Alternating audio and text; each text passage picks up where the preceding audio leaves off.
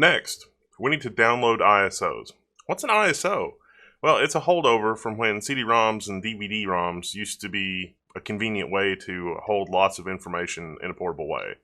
Remember those funky spinning round things? Yeah, that's an ISO is a representation in a file of one of those. You could, if you want, burn a CD-ROM, but most people just burn USB sticks. And strictly speaking, ISOs on USB sticks don't work. You have to have a hybrid image, what's called a hybrid image, that would let you burn an ISO that'll work on either a USB stick or actually burning it to a real CD. So there are utilities for that. Debian. Let's start with Debian. So here we are at debian.org/distrib. Remember, Debian is the community-run Linux distro for the enterprise. So by default, they want you to download with a torrent, and because a torrent cuts costs because it's a situation where a lot of peers are sharing. So if we take a look at the Debian website, it's like, oh, get Debian. You can do network install, CD USB images. I'm going to go ahead and do CD USB images. We'll come back to net install. And so I can download the image using HTTP, or there are torrent links here as well. So I'm just going to do this.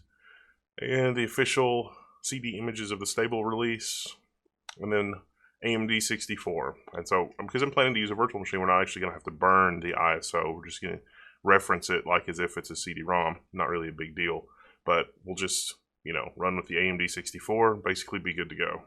This should give you an idea of some of the other platforms Linux is available for. I mean, ARM64, the ARM CPU, i386, an ancient CPU, no one should be using anymore. And I don't think it's really compatible with i386, just not 64-bit, so like older 32-bit stuff, like maybe a Pentium or other stuff, maybe like the Intel Edison, the embedded system. I mean, wow, that's old. Well, Edison's not old, but 32-bit's old. MIPS, PowerPC, just no, you don't want to do that. AMD 64, it's like, oh, here's the directory. Non-free software, again, non-free software. So Debian is the RMS, free is in Libra, so non-free software. What's an example of non-free software that somebody on Linux would want to run? Well, an MP3 decoder, for example. The patent on the MP3 decoding algorithm only recently expired. And so up till now, the MP3 decoding program has been considered proprietary. Even though it's open source, and even though the source has been made Libra, it's still encumbered by patents. It's an interesting side note. So non-free software can include things like that. Non-free can also include firmware. So like, say you have a network card, and the driver for the network card in Linux is GPL, open source, all the good stuff. But the card doesn't ship with firmware, which runs on the processor that's actually on the network card. That's also considered non-free because you don't have the source to the firmware. The firmware could be spying on you. You don't know. Back to our ISOs. Now, the great thing about virtual machines is that we can specify an ISO file to simulate a CD-ROM drive. We don't have to write it to a USB flash disk or anything like that. Next up is Red Hat. So if we switch tabs here, Red Hat now requires a subscription, especially for commercial use. But wait, it's free software. How is that possible? Nothing in the GPL says you can't charge for services. Many companies are very happy to pay both Red Hat and SUSE for support so that they have someone to help them when something goes wrong if those companies are using the Red Hat and SUSE products. Or someone to blame, as the case may be, depending on what the particular dysfunction is in your organization.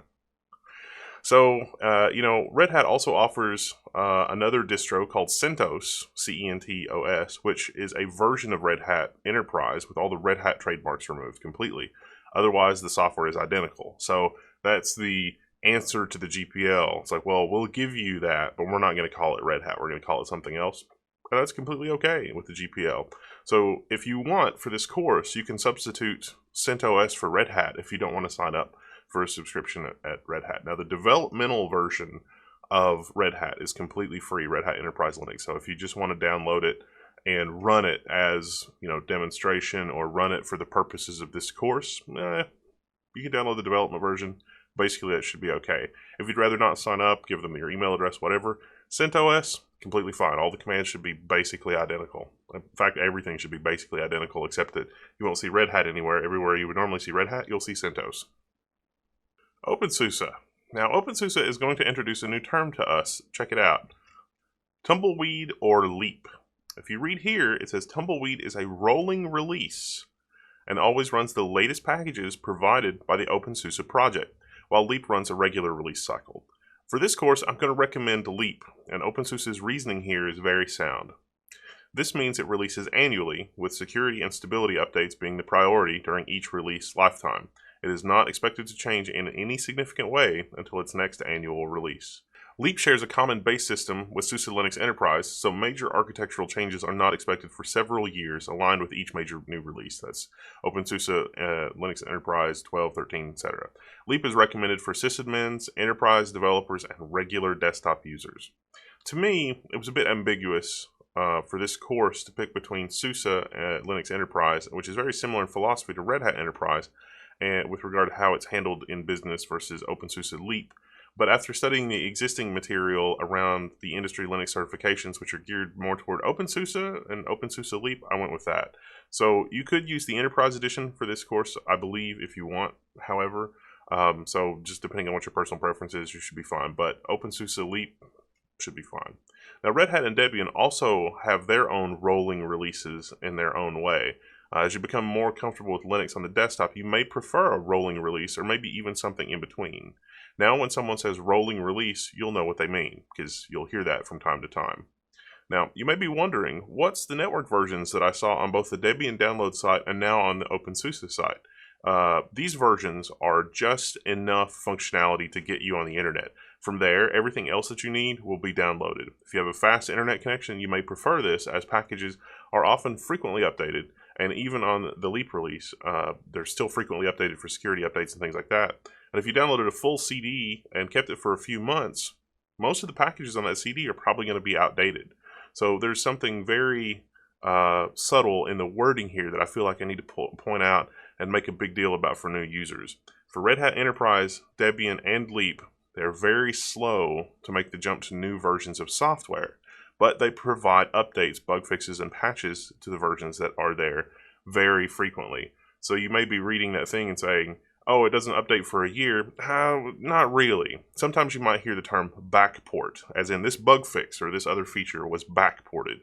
What that means is that the person in charge of that particular piece of software, that package, as it were, in a Linux distro, decided that something from a newer version of the software could be added, usually only bug fixes, but sometimes features as well, but without introducing changes to the existing package that might break something the user is doing. In business, this would be fatal, or at least super annoying, to break your system every time you go to update it. So these Linux distros cater to that sort of mindset, and they'll try to fix bugs and improve things, but not introduce problems by changing the way things are. So this can be good and bad, in that you don't always get the latest versions of software, but definitely good in the sense that your computer gets out of the way and lets you do work without doing anything unexpected. So, and when you do decide on a major update in Linux, you can be prepared for breakage when that happens. So when you go from Leap 12 to 13, it's like, well, I better do that on like a Tuesday that's really slow because my machine might be messed up. So the more you know.